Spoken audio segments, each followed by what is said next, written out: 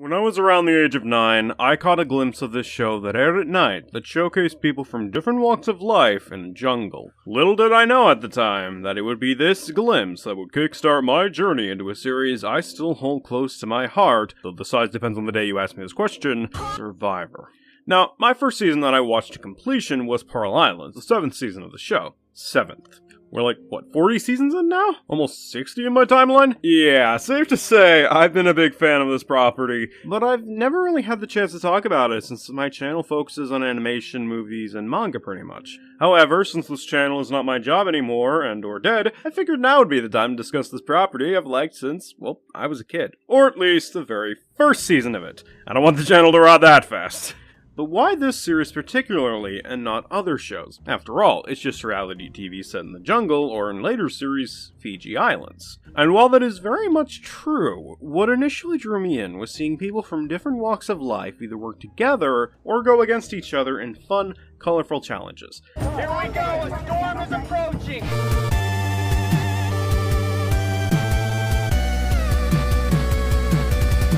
Then, as I grew older, I appreciated other elements, like the storytelling, the characters/contestants, and the eliminations themselves, to name a few. Hell, as someone who spent their early years with only people of my skin color, it was really fucking cool to see people of different skin color on this show. It's like my world opened up in a sense. That's really fucking great. And yes, I do sound like a total loser right now. You must be new to the channel. In all seriousness though, let's dive in and see if the show's very first season still holds up today. Initially based on the Swedish show Expedition Robinson, or just Robinson nowadays, this show takes 16 contestants from all different walks of life and throws them into Borneo, Malaysia with barely any supplies, where they must survive for 39 days amidst the animals of the island, rough weather and temperatures, and of course, themselves. As every 3 days, one of them is voted off of the island until one is left standing and is declared the winner of the season. It's a simple concept, but it works really well here. It's not just seeing how they survive the wilderness. Plenty of shows and media did that long before this came out. It's also seeing how they come together to outwit, outplay, and outlast their fellow contestants, which I think is part of the reason the show is still going to this day. And there are many ways the cast members do this. Some laze around, some bark orders like they're the boss of a company, and others form an alliance. The latter of which ends up becoming the most effective means as all the members of the Tagi 4, the very first alliance in Survivor, make it to the final 4, after picking off everyone from the opposing tribe first, defined nowadays as a pagonging, and funnily enough, some of the people on the show weren't even mad at being picked off by an alliance. Some of them were just mad they didn't do it too, like with Jervis's last words. That being said, on the topic of pagonging, that leads to a problem I noticed on my rewatch. For the first half of this game, prior to the merger, it got pretty repetitive on who ended up being safe, as it was Pagong first, then Tagi, lather, rinse, repeat until merge, and even the merge got repetitive, as it was just basically watching a Pagong member go by every episode until all of them were out, and then it was just a matter of watching Sean go by, and then we just had the finale. Sure, it was an effective way to establish how strong the alliance would be in the game, but as a viewer, it got repetitive really fast. Sure, there was the barbecue alliance that lasted for like 5 minutes, but that amounted to nothing in the end. Fortunately, this was an issue that did end up getting fixed in later seasons. As more alliances got formed, tribe swaps happened that shook up the status quo, and it ended up spicing up the game for the better. On the topic of issues, however, the challenges for this season are pretty simple and short. Granted, some of them can be effective and also good, such as the very first challenge, Quest for Fire, because that one is shot very well, and having them light torches quickly is handled pretty well. The Bug Eating Challenge is also a simple and effective one that works. It's seen as a classic for a reason by not only fans of the series, but also those who created parodies/inspirations of Survivor, like Total Drama Island, or that Pokemon one. I wonder who contributed to that trend. But other challenges are pretty lackluster, such as Rescue Mission, where they have to use a stretcher to pull one of their teammates out of the forest, or End of the Line, where they have to run through a maze basically. The problem with these two challenges is that they feel more luck-based than anything, as with the former, one team could have a harder time because the forest is more rugged to travel through than the other team, and the latter suffers from too many alternating paths that can also lead to dead ends randomly. Fast Fire is another example of a lackluster challenge, and I'm glad it got downgraded to a tiebreaker challenge in later seasons, because it feels too small to be a reward/immunity challenge in this series. Also, this challenge was just a massive fucking dick to Jarvis because his torch kept going out for no reason at points. Then again, he did make that sexist remark towards women in a previous episode, so hey, maybe that was just nature's way of saying he fucked up for that. Even the final challenge is kind of lackluster, as it's basically just holding onto the immunity idol with barely any change or temptation to let go outside of fruit and water. Two things they have for a majority of the game, mind you. Yeah, I could see why this was shelved after the 8th season. But yeah, much like the problem I mentioned earlier, this issue did get fixed in later seasons, so this can be boiled down to growing pains basically. Not a huge issue, but a noticeable blemish. With that said, there is another blemish I noticed watching through this season again. 3 of the eliminations make no sense in context to the show/episode, which is unfortunate because the other eliminations are great/make sense. So what are the 3?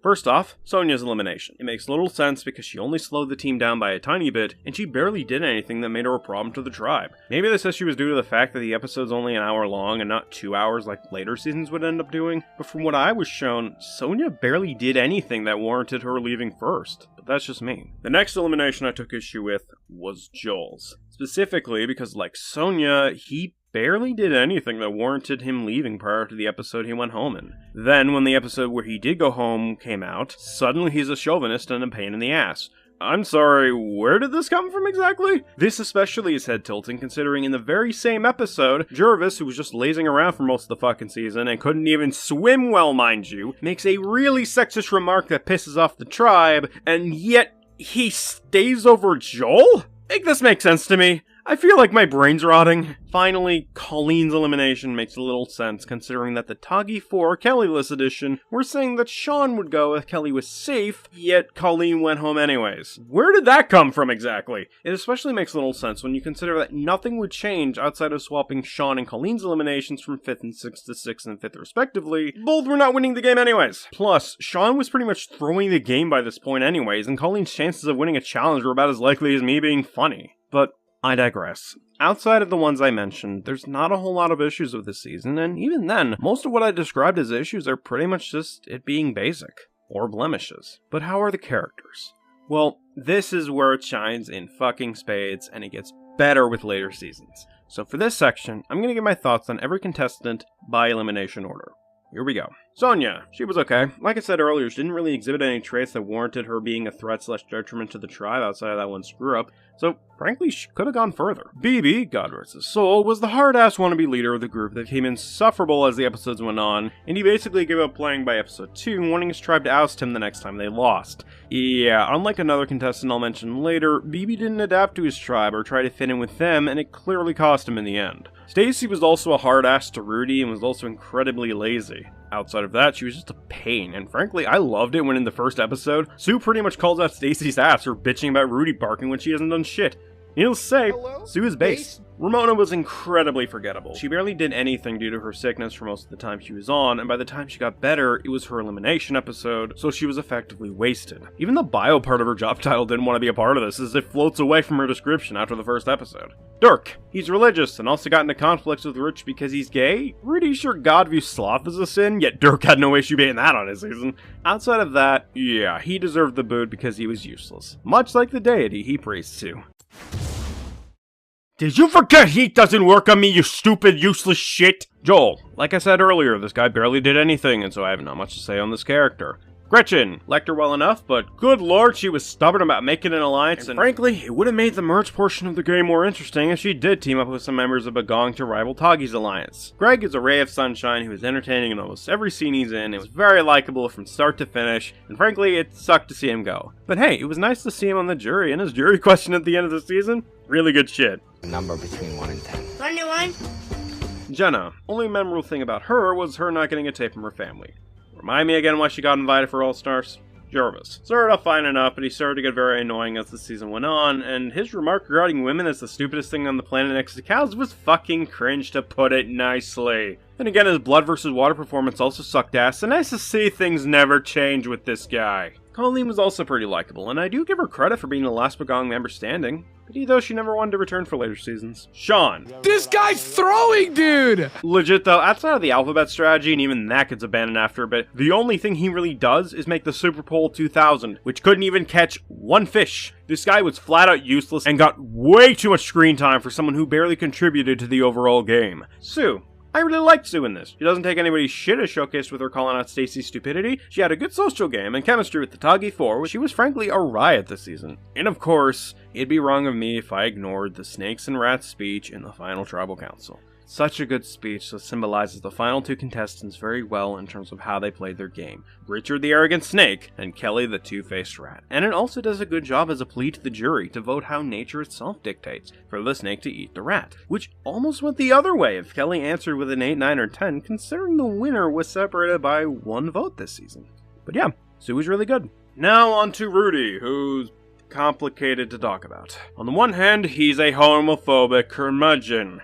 But on the other hand, he tells it like it is, was willing to adapt and change to get by in the game, slashing with his tribe, as shown with him initially being against joining the Alliance, but later joining up as time went on, and he's someone that can be trusted. Hell, his dynamic with Richard Hatch was one of the best of the season, despite the two coming from different worlds, basically, and despite Richard being gay and Rudy not liking the gays, so you'd think those two wouldn't get along, but they really did. Yes, comments he made haven't aged well at all, especially in modern day, but he did start to adapt and change in terms of his gameplay and social game as the season went on. In the end, it's complicated for me to say that I liked or disliked Rudy, but that doesn't mean he didn't leave any impact on me while watching, because he absolutely did. Both the positive and negative one. Godspeed, Rudy. Complicated curmudgeon. Finally, that leaves the final two. Kelly was a fine enough player. I liked the heel-face turn she basically did later on in the series, and she was really good in challenges. The problem is that her social game, especially in the final Tribal Council, sucked. However, she was still a good opponent for Richard to face off against. Not sure if I'd call her winner material though, but I guess that's an argument for the comment section. That leaves me with the winner, Richard Hatch. He's arrogant, pompous, a massive pain in the ass, but he was a love-to-hate pain in the ass, honestly. Having some of the best gameplay / strategic moves of the season, being responsible for effectively birthing the powerful Toggy 4 alliance, he was basically entering as a chess master, while everyone else was basically playing checkers. Richard was great.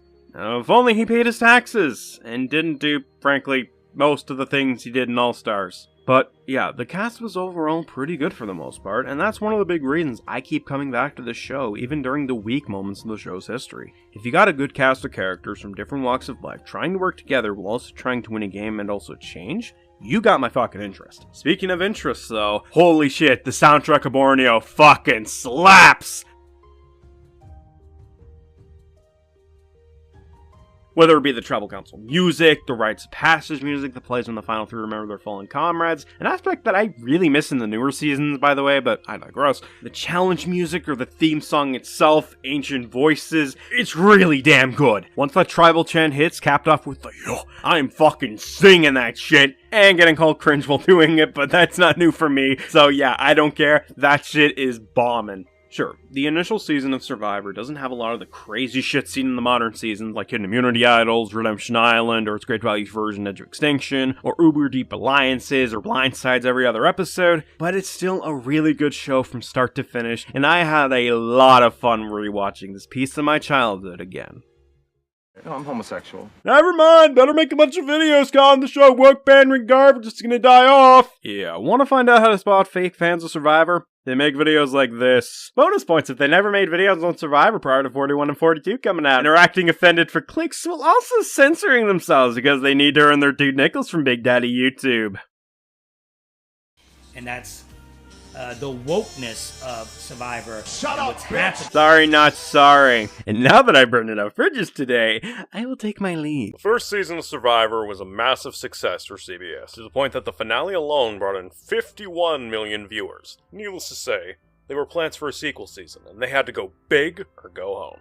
And thus, Survivor of the Australian Outback was born. Growing up, I saw the season a couple times via syndication, and it was alright, but not anything memorable to me. But now that I'm in my 40s, at least in my reality, I think it's time I give the second season another watch, and see if this was yet another thing past me was wrong about. So the premise of this season is similar to the first, and it will continue down this path for the rest of the series. A group of people from different walks of life are marooned and have to survive the harshness of Australia, the animals, and each other for 42 days this time, while also competing in challenges and voting each other out every 3 days until there's only one left to claim the $1 million prize. A simple, but effective premise that still works after all this time. Like before, it's interesting to see how these 16 contestants interact with the new environment, but also each other, and also see the various ways they try to outwit, outplay, and outlast one another. Also, like before, some lays around, but there's a lot more strategy talk this time around, and people are more willing to form alliances, which is great to see, since during last season, only Richard Hatch was the only one to properly capitalize on that opportunity, outside of the barbecue alliance that lasted for 5 minutes. To see 2 alliances prominently doing stuff throughout the season, and strategizing eliminations and plans for the endgame, that was refreshing to see compared to Borneo. It's just unfortunate that once we hit the merge, it effectively becomes another pagonging, but for Kucha this time, as their members are wiped out one by one, save for the rare time where Ogakor cuts one of their own loose like with Jerry and Amber. Still though, it is a step in the right direction, and later seasons, for the most part, do improve this pagonging issue, so that is a relief. However, there is another issue I have with this season. The 42 days. I'm sorry, but this drags out the pacing when there's only 16 contestants, and frankly, I'm glad later seasons abandoned this. Speaking of abandoning in later seasons, the deadlock being settled by past votes was fucking stupid.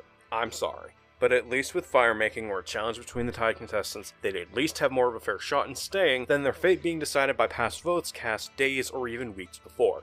Needless to say, I wasn't a fan of Mitchell and Varner's eliminations because of this. But yeah, that's all I got for negatives on this season. Everything else for the most part is a big improvement over the original season. The challenges are a lot better structured and less luck-based for the most part, though End of the Line is back again and the winner cheats in that.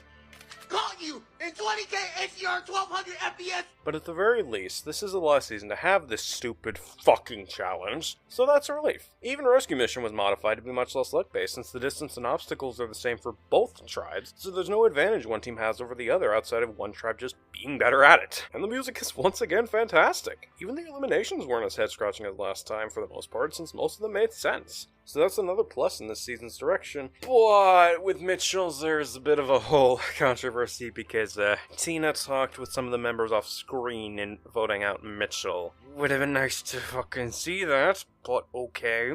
This season also had a couple big moments that made me prefer this season over Borneo. 3 moments where the contestants realized the dangers of nature. The forest fire incident that lasted for several episodes on Ogakor's tribe, where the contestants were worried about it hitting them. Thankfully it didn't, but that shit was legitimately serious, and it showed the viewers that this reality show was not completely fake. Stuff like this can happen while you're living out in the wilderness trying to survive. And it's scary as fuck. And speaking of survival, the flooding incident. Around the final 7/6, the water was rising, and as we the viewers found out later, the merged tribe's camp was situated at a dry riverbed, and as a result, some of their stuff was washed away. Now, thankfully, they were able to get stuff like their rice back, but the devastation that flood left could be seen from the contestants' expression and body language. That was their home, and it effectively got destroyed just at the snap of a finger. That shit was chilling. And it's also a thing that happens a lot in the wilderness. Sometimes Mother Nature will want you to suffer, and will smite you through random events like flash flooding, a tree collapsing on your home, etc. But speaking of smiting... On day 17, contestant Michael Scoopin inhaled some of the smoke from the fire and collapsed into it, severely burning his hand and shoulder, and resulting in him being medically evacuated from the game. This was the very first time in American Survivor that a contestant was close to death. The scarring, the screams of agony that hurt to fucking see on television. For many viewers, they thought they were watching a scripted show about people on an island competing in silly challenges for a bunch of money. So to see something this real, this harmful, this serious happen, and to millions of viewers, this was a major moment for the series at the time, and showcased that no, Survivor is not fake. This was very much a real moment that happened, and had real-life consequences for Scoopin, as it took him a year to recover from that serious injury. Now, looking back on this, with the knowledge of him being a convicted offender towards a minor, I view this as more so a foreshadowing of his future punishments in hell. But at the time, this was a shocking moment, and also a very important one for the show going forward. But yeah, I think that's about everything outside of my thoughts on the contestants, so let's talk about them. Deb, really hard worker, and I liked her personality. But she forgot that Survivor is also a team game, and she sucked in that aspect. Still though, outside of that, I liked her. Kel. This guy's notorious for the beef jerky incident in which he allegedly smuggled it in without telling anyone and eating it while his tribe was fucking starving. Now, do I believe that he did smuggle in the beef jerky? Yes. Given his background of being in the army and also having camping experience, I think it's very much possible he managed to smuggle in beef jerky. Do I believe it was the main reason he got the boot, though? No. Looking over the footage again, Kel sucked at everything he did. From fishing, to challenges, to even the social aspect of the game, he screamed first boot material. So the beef jerky shit show was just the icing on the cake of failure that was Kel in this season. Marilyn. Really nice person who had good chemistry with the likes of Tina and was pretty solid as a competitor. It's just a shame that she got the boot early, but yeah, she was good. Mitchell honestly should have went over Marilyn because he was annoying, sucked in most of the challenges, his chemistry was weak as fuck, and he basically gave up near the end. What a fucking shame. Kimmy was also very annoying and was not a great player. She constantly got on the other players' nerves, her social game fucking sucked. She was a liability in a lot of the challenges, and frankly, that makes me wonder how the fuck did she get picked for Cambodia, especially over Shane and Carola? What the fuck happened? Oh, and speaking of fuck. Fuck Scooping! Even ignoring his later actions off the show, I didn't like this guy one fucking bit. His social game sucked. His cockiness was more annoying than charming. The dude was hella ageist against people like Roger. And especially swimming challenges and climbing challenges, and it's not just Roger, it would be anybody over 50 years old. Shut the fuck up! Shut the fuck up! Shut up! Shut up! The only thing he brought to the team was providing them food, and even that was a fucking stretch once Kucha got the chickens. Hell, part of the reason the chickens were even killed was because Scoopin was upset that his role as the provider would be gone thanks to the fowl, which is fucking stupid and petty. Actually, I think that's the best way I can describe Scoopin. Stupid and petty as fuck. Varner's up next.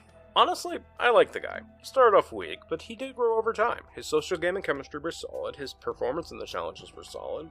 Overall, a pretty good player. Alicia's another contestant I liked. She wasn't taking anyone's shit, she was a damn strong player in the physical challenges, and she had a good social game with most of the contestants. Good stuff.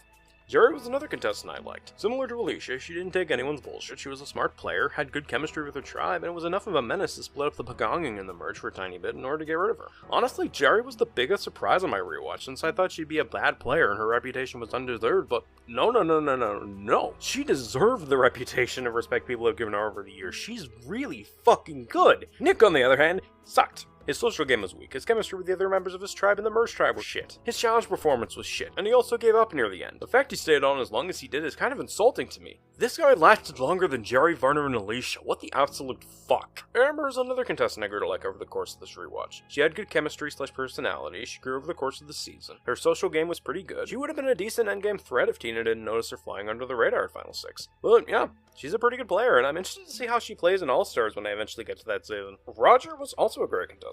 His personality and social game was great, he had a lovable aura to him, even laying down on the sword figuratively to keep Elizabeth in the game, someone she viewed as like a father. He was an overall lovable guy. Elizabeth was also one I grew to appreciate over time. She had a likable personality, she grew over the course of the season as well, which is a plus. Her social game was good, as was her chemistry with the other members of the game, especially Roger. It sucked to see her go, but the fact she was able to make it to the final 4 and be the last person on Kucha standing, I can respect that 100%. Keith was alright. He was pretty good in the challenges, his chemistry with Tina and Colby was fine, but his attitude did get unbearable at points, and his strategic game was pretty weak. However, if Colby did take him to the end, I do think he'd beat Colby more than likely, because while he was a dick at points, he was still very empathetic for his fellow tri-mates, especially during the flooding incident, and also in risking his life to get the rice back while the river was raging. Besides, as shown with Richard Hatch in the previous season, you can be a bit of a dick and still win people over in the final tribal, so yeah. And now that leaves the final 2, Colby and Tina. Colby was fine. He was a damn strong competitor in terms of the challenges, and had great chemistry with Tina and Keith, as well as a passable social game, but his final tribal performance sucked ass, and honestly, looking back on this season, I think he had a better chance at winning if he kept Amber or Jerry around. As I said before, I think Keith had a better shot at winning over the jury in comparison to Colby, especially since Jerry was still spiteful to Colby at that time, and while she didn't like Keith either, I think it's very much possible that she was less spiteful of him, in contrast to the other option, which would be Colby. If Colby was up against the sole member of Kucha, the remaining members that were on the jury would vote for them, and Jerry would also likely vote against Colby, so that's out. And we already know what happened with Tina, so that just leaves Amber and Jerry. Against Jerry, he'd probably win since a lot of people didn't like Jerry, and Amber's a bit of a tricky one since she was considered a threat by being under the radar and all that, so that might get some people to vote for her. But on the other hand, people did like Colby, so they might just vote for him to win. But putting all that aside, there's nothing really memorable about Colby to me, outside of his infamous decision to keep Tina over Keith, or don't think he would have won regardless of if he took Keith or not, but semantics, and his impressive run of immunity wins. In a sense, he's kind of the Kelly Wigglesworth of the season. A strong physical game, but man, every other department outside of chemistry. Well, I guess that's not fair to Kelly. At least Kelly didn't take stuff from an important natural wonder of the world. But speaking of nature, let's talk about the one who felled the strong, mighty beast. Yeah, I'm talking about Tina. Tina was a major surprise on my rewatch. I thought she was a weak winner and only made it because she was nice back then. But, oh no! God no! She also deserves her spot in Survivor history. Yes, she's kind, but she also had an amazing social game and was also effectively pulling the strings the entire merge while still maintaining her kind, innocent self to the other contestants. Her chemistry with the other contestants was fantastic, her challenge performance was pretty good. She deserves her spot as one of the best winners out there. A damn good strategist, a great social player, a kind soul that also has no issue cutting you loose in this game, but at the very least, she'll do it gently. One of the best players in the original era of Survivor. So yeah, an overall great cast for the most part, and that's honestly the best way I can describe the season. It's a big step up for the most part from Borneo, and even a lot of the issues I had with it were minor at best. So yeah, I highly recommend this season. Even if you have seen it before when you were younger, I'd say maybe give it another look. It might surprise you like it did me. So that concludes this review. Thank you all for watching, and take care. So, now I enter unfamiliar territory with this show. With the exceptions of 48 and 60 in my reality, I haven't seen this season before, so this is going to be a fresh experience for me. Now, the former can be chalked up to the two pandemics fucking up my reality/timeline, but for Africa, Arabia, Thailand, and the Amazon, I don't know why I never watched them before, especially since I saw every other season I didn't mention, but today I'm going to rectify that. So, Survivor Africa takes 16 contestants from all walks of life to the beautiful but deadly land of Africa, where they compete for 39 days instead of 42, against the harsh weather, animals, and each other, as they must outwit, outplay, and outlast the others in order to take home the prize. 3 seasons in, the concept still works well, but there's a lot less strategy here when compared to the first 2 seasons in favor of team unity holding strong throughout the season. Well, except for Sanburu, which had 2 alliances based on the young and old members of the team that just crumbles like a house of cards. Which leads to another fucking pagonging where all the members of the tribe are wiped out one by one at the merge until it's just the Baran tribe left standing at the final 4. So I guess in a sense it's kinda like Borneo, where the final 4 is an alliance that took down the other tribe.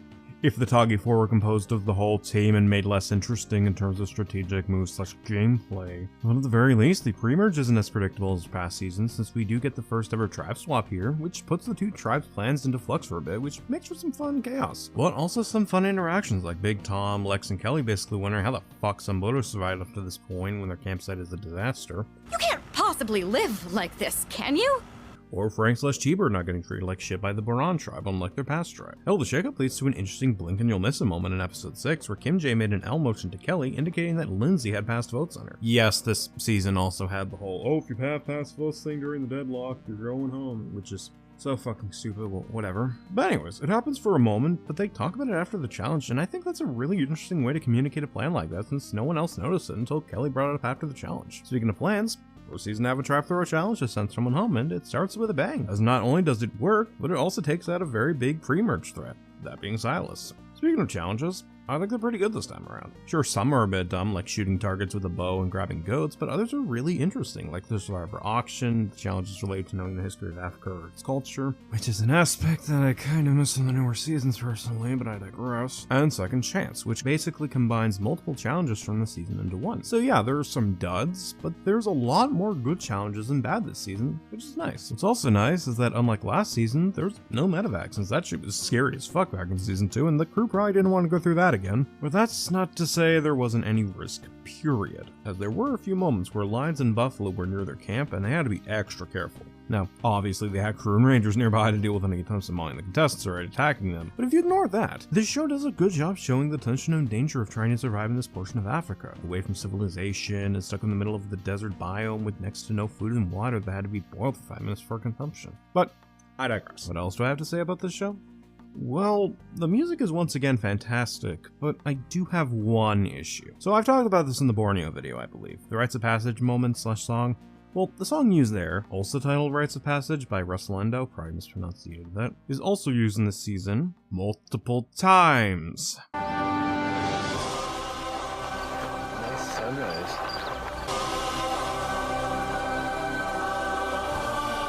Look, I get that it's sometimes used to convey the majesty of Africa and all that, and yes, Africa is a pretty place. But holy fuck, could you at least compose a different song to showcase that? Oh, well, maybe they did use a new song for the rites of passage moment? Nope.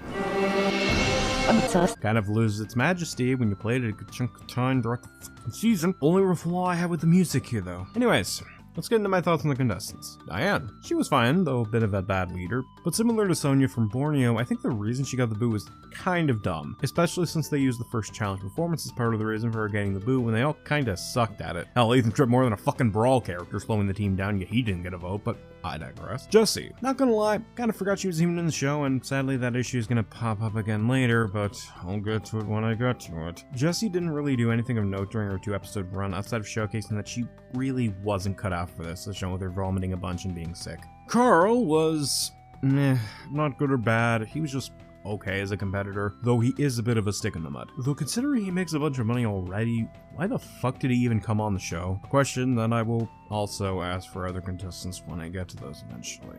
Linda started off on an interesting note, showcasing that she respects Africa and its rich history, which is nice. But as time went on and the younger members of the Sumboto tribe took control of the votes, she became a sitting duck despite her attempts to get the younger members to switch their votes into Lindsay, who had prior votes on her thanks to the Carl tribal. Silas was a pretty good competitor, strong in physical challenges, a damn good strategist, and social player, which also led to him being a big threat once the tribe swap happened and he was sent over to the Baran tribe and was made easy pickings by Ethan. But yeah, I like Silas. In the game. As a person, however, he can go straight to hell. Hopefully that pitchfork's gonna be extra fucking sharp. Lindsay was also incredibly forgettable. She barely did anything, her social game sucked as well as her gameplay, and even her elimination was just a case of, whatever. Although it's one of the only times that Jeff basically told the contestant, sit your ass down, I'm not done yet. Guys, it's a game! Lindsay, where are you going? Sit it. Lindsay.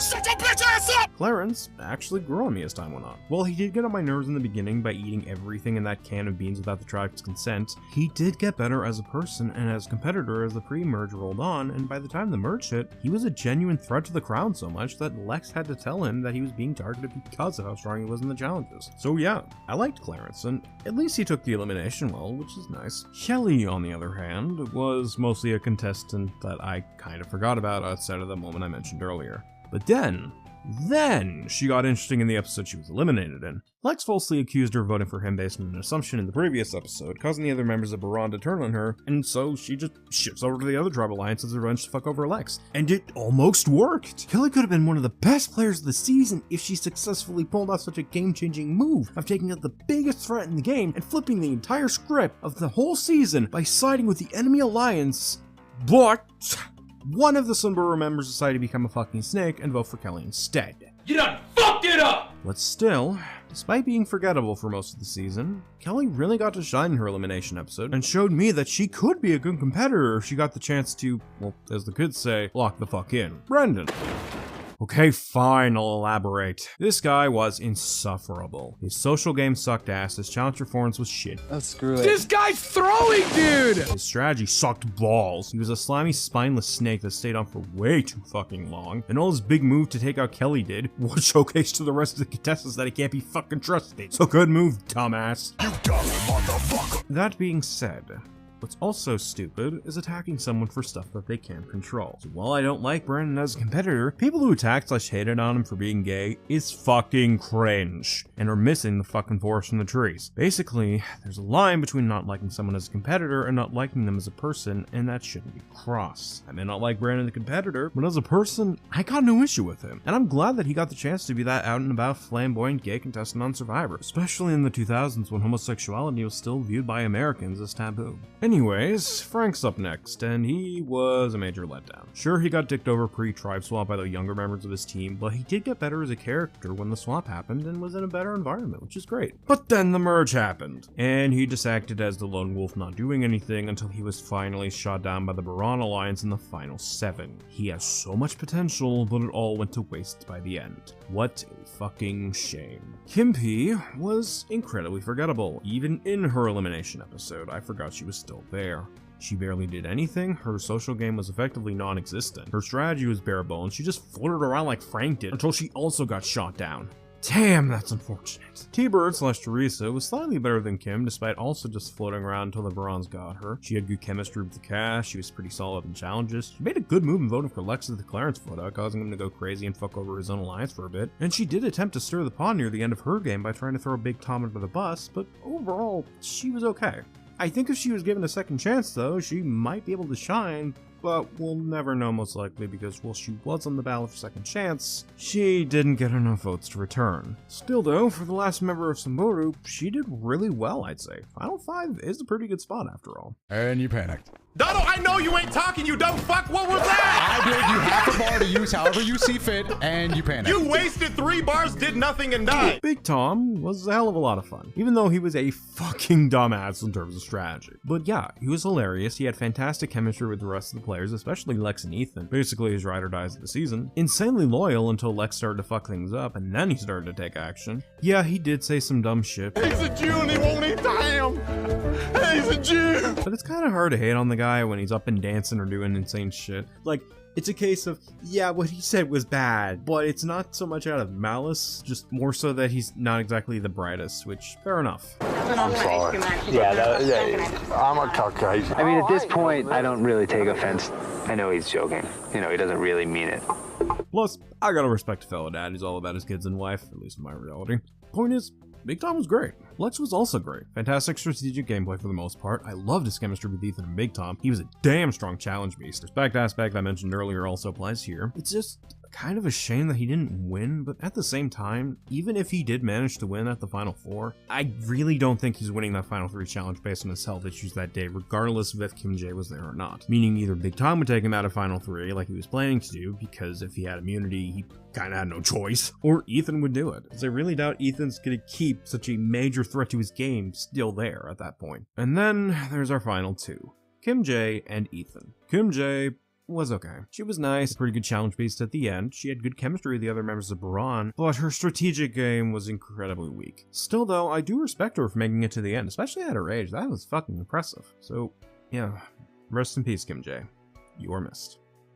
Similar to Kim J, Ethan was also really nice, and he had great chemistry, but a lot of his strategic game was really underwhelming after the Silas vote, since Lex was starting to take the reins of the tribe, and his final tribal council performance was slightly underwhelming. Compared to other winners nowadays, he's probably one of my least favorites because he doesn't really have much going for him as a strategist / gameplay wise. But for the time, and especially this early into Survivor, I can definitely see how he won. Even if he didn't take the reins or strategize as much as, say, Lex, everyone on the show, and especially jury, loved Ethan. And the only reason he didn't get a unanimous win is because he slammed Brandon on his own question, and Kim P thought both were good, but that Kim J was more impressive to her by comparison. But yeah, if that wasn't the case, he probably would have had a unanimous vote. But yeah, Ethan, while not my favorite winner in this early era, I could see how he won, even if I don't think he's that great looking back on it. But yeah, those are my thoughts on the contestants. While there were a lot of duds this time around, the ones that were good made up for it in fucking spades. Basically, when it blows hard, but when it shines brightly. And I think that's the best way I can describe this season. So yeah, I'm glad I finally got to see this season, and I'm interested to see what the next Unknown season brings for me. Apparently they're going to Jordan for this 4th installment, so that should be fun. Sure, it was Weird Survivor Africa aired in October instead of September like the last 2 seasons, but that could have been because of a big event or something. Football's popular over there and all. So yeah, join me next time when I cover Survivor Arabia. Actually, let me double check what happened on this. Holy fuck! Survivor Winners at War felt like the end of an era for Survivor. They brought back nearly half of the winners to compete for $2 million, and for some, this would be their last time competing on the show. Several contestants felt like they had their stories / journeys wrapped up here, like Tony and Sarah / Lucina, and the challenges were at their peak. While Survivor would certainly continue after this, it was hard to tell which direction it would go after such a monumental season like Winners at War. But after the first virus chilled a tiny bit before flaring up again, and then we had to deal with the Renesmee virus in my reality, filming on 41 and 42 had begun, and in record time, as 42 began filming only 9 days after 41's filming had concluded. Much faster than the 2 or 3 weeks apart for the back-to-back seasons. So, some of you may be wondering, why am I covering this? Especially after only covering Borneo on the channel and not talking about the seasons in between. Well, I do have some potential motivation to cover these eventually. However, I wanted to cover these two seasons in particular because both seasons got a lot of heat online for its changes and its wokeness, and I wanted to see if these complaints were valid and or hurt the show I grew up with. Spoiler alert, it didn't, but we'll get to that. Also, thank you everyone who voted on the poll I put up on the community tab a while back. I really do appreciate it. And yeah, I hope you enjoy the video. These two seasons take 18 brand new contestants to Fiji where they must outwit, outplay, and outlast each other for 26 days instead of 39, due to the mandatory 14-day quarantine taking up production time. Like Borneo, the concept of putting people from different walks of life into a jungle and having to work together / compete is an interesting one, and it's still interesting after all these years. Unlike Borneo, however, the contestants are more eager to form alliances, and as such, the eliminations and team victories feel less predictable as a result, making for really interesting blindsides, such as Hai's, Sean's, and especially Omar's eliminations, as I didn't expect them to go home in that particular round, and their blindsides were handled really fucking well, which may seem redundant, but sometimes blindsides can be executed poorly / make little sense. Tyson. Another difference from Borneo is that there wasn't any elimination that didn't make sense to me this time around. While I was certainly surprised by the blindsides of the three I mentioned earlier, it also made sense because they were seen as a threat / winner material to the other contestants. So yeah, another thing I'm glad to see improved from Survivor's humble beginnings. Also helps that there wasn't a fucking pagonging in either season.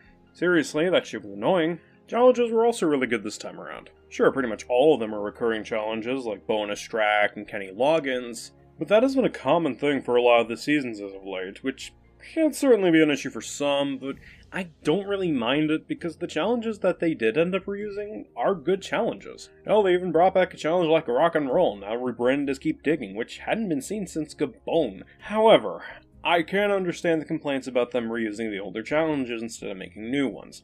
I'm just not one of them. I think the ones they do reuse are either freshened up to not feel stale, or are just genuinely fun to watch. But that's just me, obviously. However, there is an issue I have with the seasons, and they detract from the show's overall quality. The new advantages fucking suck. Now, for the record, I'm not talking about the pre-merge immunity idols that can only be activated by having all 3 idol holders utter a phrase. Sure, that's a bit dumb, but I do appreciate the effort the holders had to put in to make the speech convincing enough to not make their fellow contestants suspicious, and it also makes them work harder socially to stay in, since until that idol is activated, they lose their vote. To me, that's a really good advantage / change to the formula. I also feel that the amount of advantages were not a big deal here. Say for a couple, but that was an execution, and I will again get to that in a moment. And it felt like a breath of fresh air after seasons like Island of the Idols gave idols and free advantages away like candy. No.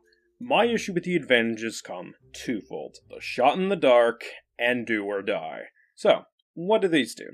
Well, Shot in the Dark costs you your vote for a very slim chance at safety, and Do or Die basically gives you safety if you pick the right box at Tribal. In other words, instead of something that involves skill or effort, it's luck-based. Which I really don't like in terms of Survivor doing it. If I wanted to watch someone compete in something luck-based, I'd watch GSN, not Survivor. Say what you will about the Force Fire Making Challenge in the later seasons, but at least that one still requires skill and knowledge to win it. The problem here is that both of these advantages strip that away for just straight up luck. With Shot in the Dark, it's always a not safe message, and Do or Die was always safe for the person in both seasons, removing any tension as a result. Hell, Shot in the Dark started getting less use as both seasons went on, making the twist come off as more of a waste than useful and or good. There is one other big thing against both seasons. However, I will save that for the end because it is stupid and pounding it into the ground makes for honestly a better finale to me. Until then, let's go over the cast of both in their elimination order. Abraham, incredibly forgettable, and while he was right that Tiffany was about as useful to the team as an appendix, that was all he had going for him. To contrast that, Jackson from 42 was a much better contestant. I liked his story, his personality was endearing, his chemistry with his fellow tribe was touching, and his medevac was sad and also executed well. I wanted to see Jackson go further in the game so that he could win the money for his family. But hey, maybe he'll come back for a later season. That'd be cool. But yeah, I like Jackson. Sarah. Oh, seriously, she was also incredibly forgettable like Abraham, and the closest thing to memorable for her was the move to get Sarah out. A move that Sarah had obviously no involvement with. What a waste. Zach started off on a really bad foot, but he was a genuinely nice guy, and he was one of the few people early on to catch on to Tori's shit, which was great. Outside of that, he was fine enough as a contestant, and like Jackson, I hope he gets another chance in the future. Pache. He existed. Again, he didn't do anything noteworthy, and his elimination felt like, well, that happened. Hell, like Sarah, the only memorable thing about him was the move to get rid of him. Maria. I like that she played in memory of her brother. Yeah, that's all I remember her for, because she was so forgettable and barely did anything outside of that. Brad. I like this guy. He was interesting, liked his chemistry with the others, he was a likable guy, and his blindside was handled really well. I wanted him to go further, honestly, but by this point in time, Sharon and Ricard were taking control of the tribe, so it was inevitable for him to go. Still though, good stuff. Jenny. She was robbed. Flat out robbed of the chance to win. I liked her chemistry and personality. She was a good contestant. It's just unfortunate that Daniel was a spineless shit and flipped on her. Hopefully she'll get another shot in a future season too. JD. I also like this guy. He was entertaining, had great chemistry with the rest of the tribe, he was a ray of sunshine, and it sucked to see him go. Hopefully he'll also get another chance in the future. Swati. Only memorable thing she did was try to blindside Drea. And that was it. Outside of that, she was incredibly forgettable. Jean was another contestant I liked. She was kind, had good chemistry with the other members of her team, was incredibly loyal. She was also a ray of sunshine, and I hope she'll return for a later season also. Daniel. Sydney. Most I remember about her was her throwing a fit over the hourglass twist.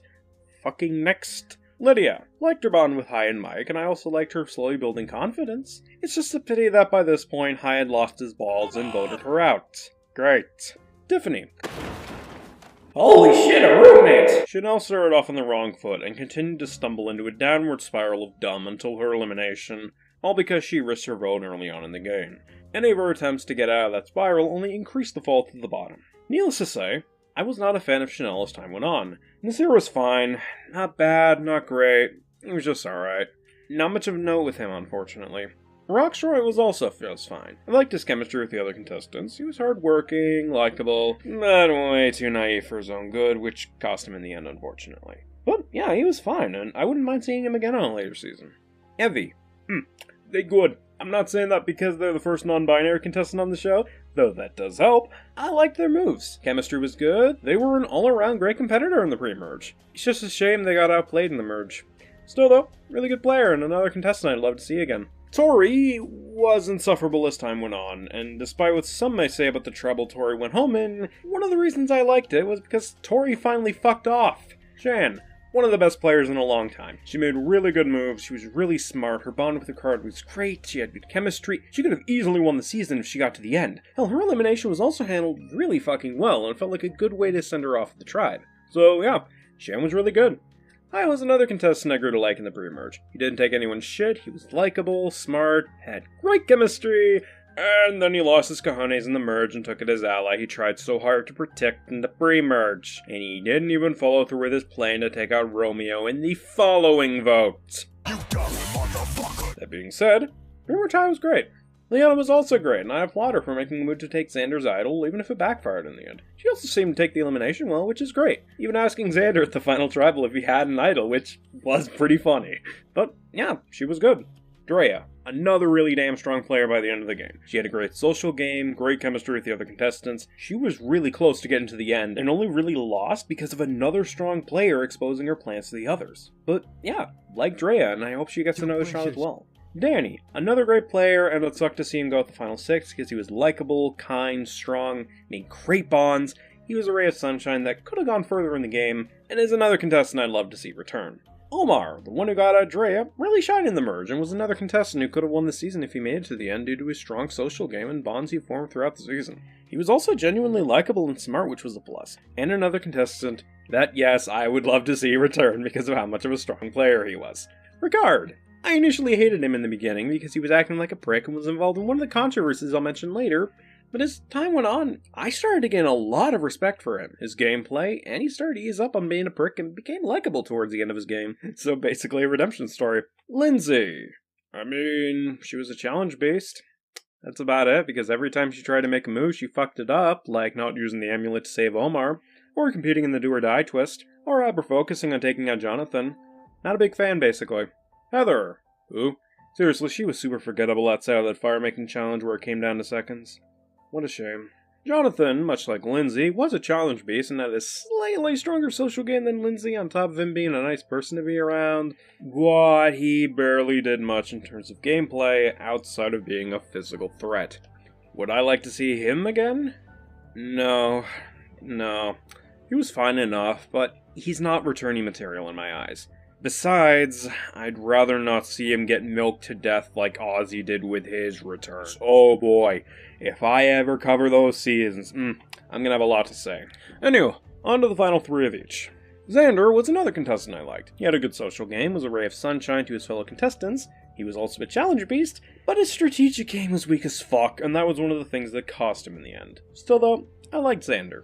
Romeo was basically fodder for most of the game. This guy's throwing, dude! Sean was likable, but his merge performance was basically an utter disaster where he made impulsive and off-the-cuff moves that hurt his own performance, such as blowing up Erica's game to Heather and participating in the do-or-die twist, which is a shame because I liked Deshaun well enough in the pre-merge section, but his merge performance sank him as a character, honestly.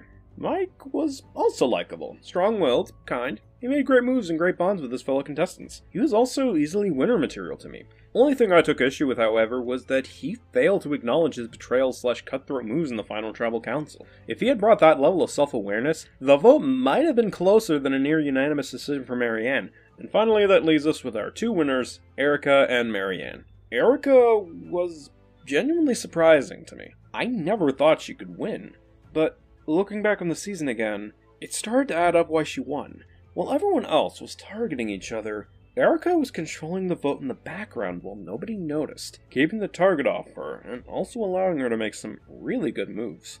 That is so fucking sneaky, and I love it. Plus, she had really good social game and was great in challenges. After realizing that, I started to like Erica a lot more.